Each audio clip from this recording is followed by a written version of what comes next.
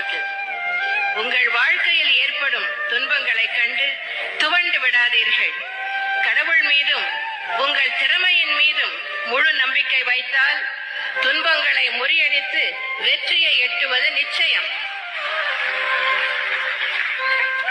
எல்லாம் நன்மைக்கே என்று எடுத்துக்கொள்ளும் பக்குவம் ஏற்பட்டால் தடைகளை தாண்டி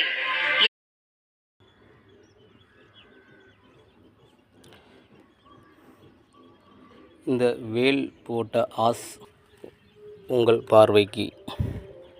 இந்த வேல் ஆசு தான் இந்த வேலு.